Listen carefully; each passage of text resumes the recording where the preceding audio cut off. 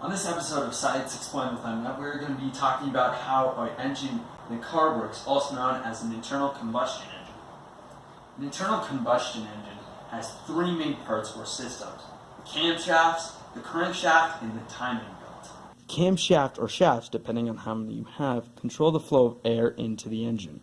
You do this by pushing down two types of valves. The first valve is called the intake valve. These valves let air in, similar to how your lungs let air in. The second valve is called the outtake valve.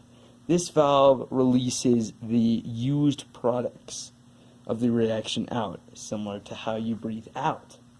It's a shaft that connects to the pistons to what is called a flywheel, which spins the gears connected to the wheels, which creates rotation.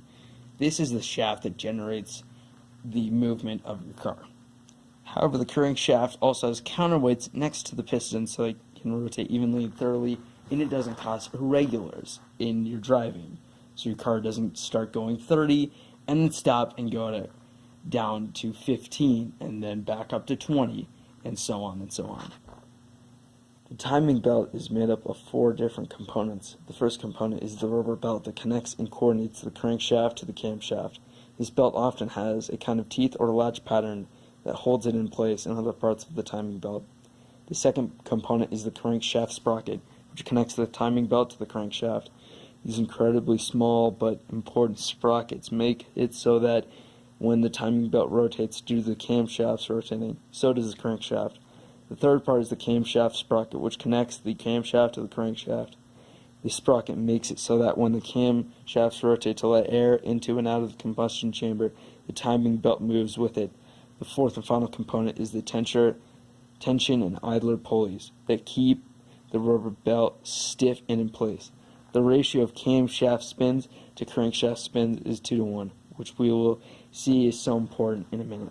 The internal combustion chamber has four main strokes. The first main stroke is called the intake stroke. The intake stroke is when the intake valves open up to let air in, while the outtake valves are closed to keep the air in the combustion chamber. The air mixes with the fuel and turns into a gas/air mixture for later ignition. The second stroke is called the compression stroke. This is when the intake valves close while the outtake valves are still closed, creating an airtight chamber. The piston moves up, compressing the air/gas mixture.